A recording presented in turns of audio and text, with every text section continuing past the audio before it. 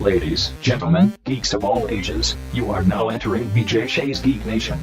Welcome.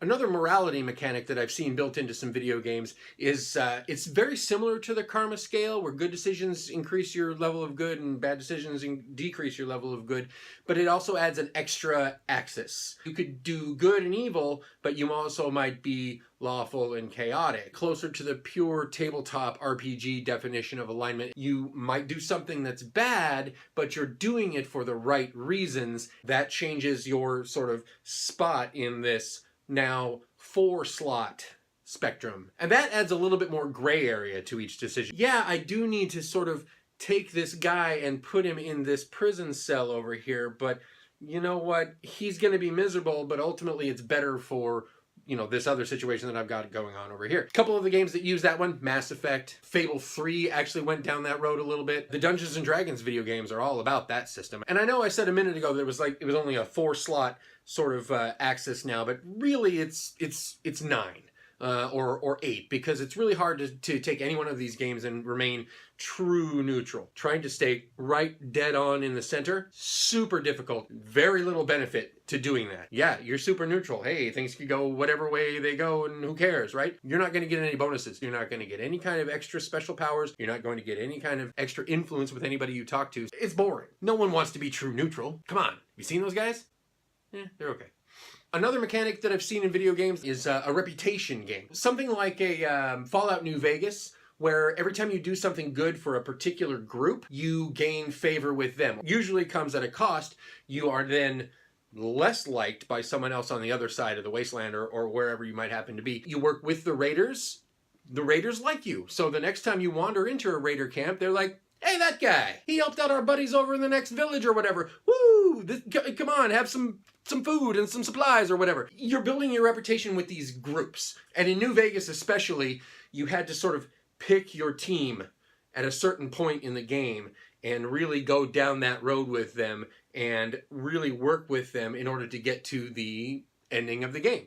But there were several teams to pick from, so this is another game that really encouraged a lot of replay. That reputation for a group is what that game is all about, and how that morality play sort of came into it, and what made that game sort of special in that way, and changed your character and changed the way he was viewed by certain groups at any given time. And you could really play a lot of them against each other and really stay neutral to everyone for a really long time.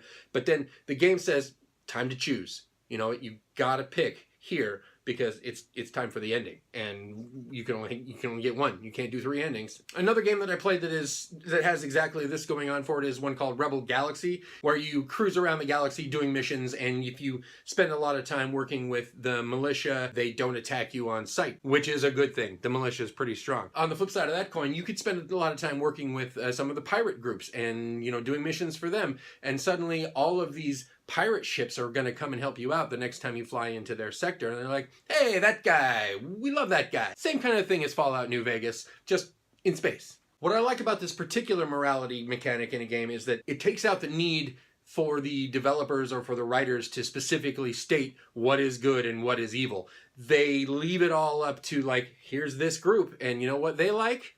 Killing folk. Here's this other group, you know what they like? Eating. So the story itself feels a lot more tailored to the way you want to play it. Like, if I want to just be a complete jerk, I'm going to side with the team that does things that are quote-unquote evil.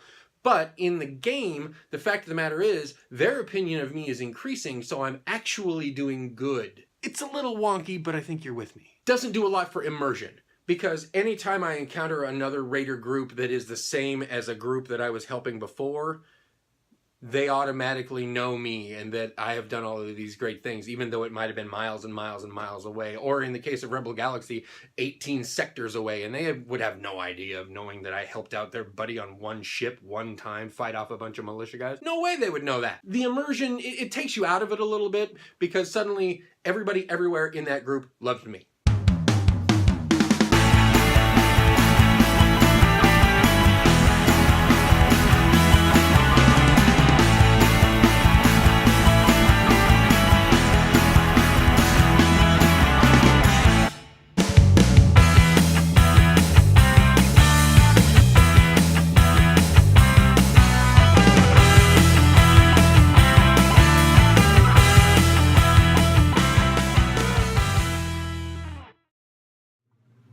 Another sort of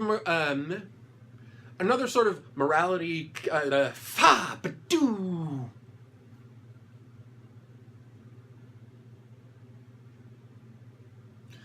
Another sort of morality mechanic that has been built to. Oh,